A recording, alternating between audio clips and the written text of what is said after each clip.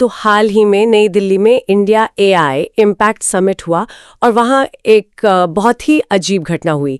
एक यूनिवर्सिटी पर एक बड़ा आरोप लगा। जी, मामला गलगोटिया यूनिवर्सिटी से जुड़ा है और आरोप ये था कि उन्होंने विदेशी टेक्नोलॉजी को मतलब अपना स्वदेशी या इन हाउस इनोवेशन बताकर पेश कर दिया।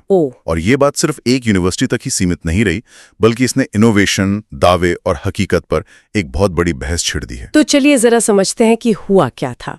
समिट में यूनिवर्सिटी ने ओरायन नाम का एक रोबोटिक कुत्ता दिखाया और दावा ये किया कि ये उन्होंने खुद बनाया है पूरी तरह से, जो कि एक बहुत बड़ा दावा है, खासकर इतने बड़े प्लेटफॉर्म पर। शायद वो ये भूल गए कि आज के जमाने में कोई भी एक सिंपल इमेज सर्च कर सकता है, और वही हुआ भी। अच्छा, इंटरनेट पर लोगों ने तुरंत पहचान लिया कि ये असल में चीन का बना यूनिटरी गो टू रोबोट है। ओह, तो मतलब ये बाजार में आसानी से मिल जाता है। बिल्कुल, ये कोई टॉप सीक्रेट तकनीक नहीं है।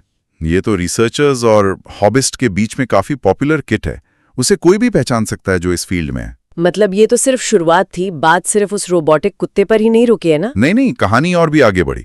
उन्होंने एक सॉकर ड्रोन को भी पूरी तरह से कैंपस में निर्मित होने का दावा किया। ड्रोन को भी? जी, और बाद में पता चला कि वो स्ट्राइकर V3 ARF नाम का एक कमर्शियल मॉडल है जो ऑनलाइन सिर्फ करीब 40,000 रुपए में मिल जाता है। 40,000? तो एक तरफ वो महंगा रोबोट और दूसरी तरफ ये 40,000 का ड्रोन, और दोनों को अपना बता दिया। जब ये बात सोशल मीडिया पर फैली होगी तब तो हंगामा हो गया होगा। हंगामा तो होना ही था। जैसे ही ऑनलाइन आलोचना तेज हुई, सरकार को दखल देना पड़ा। इलेक्ट्रॉनिक्स और IT मंत्रालय ने यूनिवर्सिटी को भारत मंडपम में अपना स्टॉल तुरंत खाली करने को कहा। और सुनने में आया है कि जब उन्होंने जगह खाली करने से मना किया तो उनके पवेलियन की बिजली ही काट दी गई। ये सच है? हाँ, रिपोर्ट्स तो यही कहती हैं। ये दिखाता है कि मंत्रालय इस मामले को लेकर कितना सख्त था। पब्लिक में सरकार की भी काफी किरकिरी हो रही थी, और फिर तो सोशल मीडिया पर मीम्स की बाढ़ आ गई। वो गैलगोटिया वाला एक्रोनिम तो कमाल का था। किसी ने स्पेसएक्स के रॉकेट पकड़ने वाले वीडियो पर गैलगोटिया लिख दिया। हाँ, और उसका फुल फॉर्म बनाया gravity arresting launch grade orbital trapping indigenous apparatus. मतलब लोगों ने मजाक उड़ाने में कोई कसर नहीं छोड़ी। सही है। और सिर्फ आम लोग ही नहीं, कई बड़ी हस्तियां भी इसमें कूद पड़ी। कॉमेडियन वीरदास ने चुटकी ली, तो वहीं TMC सांसद महुआ मोइत्रा ने सीधे कैबिनेट मंत्री अश्विनी वैष्णव पर निशाना साध दिया। उन्होंने क्या कहा? उन्होंने कहा कि ट्वीट डिलीट करने से हकीकत नहीं बदलती, आपने भारत को मजाक का पात्र बना दिया है। तो ये मामला अब सिर्फ एक यूनिवर्सिटी की गलती नहीं, बल्कि देश की छवि से जुड़ गया था। जाहिर है, इतने दबाव के बाद यूनिवर्सिटी को कोई ना कोई सफाई तो देनी ही पड़ी होगी। बिल्कुल। पहले तो उनका एक अनौपचारिक बयान आया कि उनका इरादा ऐसे बनाने का दावा करना नहीं था। वो तो सिर्फ अपने छात्रों को वैश्विक तकनीक का इस्तेमाल करना सिखा रहे थे। लेकिन उनकी प्रतिनिधि ने तो कैमरे पर साफ साफ कहा था कि ये इन हाउस है। एग्जैक्टली।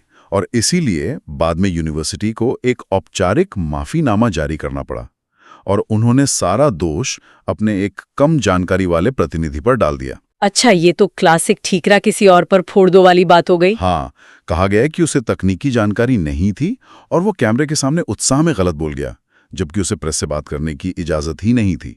एक तरह से पल्ला झाड़ने की कोशिश थी।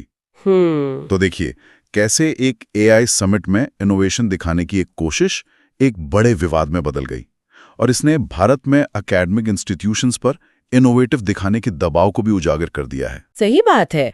तो ये पूरा मामला हमें ये सोचने पर मजबूर करता है कि क्या मेक इन इंडिया और इनोवेशन को बढ़ावा देने की इस दौड़ में संस्थान प्रामाणिकता और सच्चाई से समझौता कर रहे हैं? यही सबसे बड़ा सवाल है।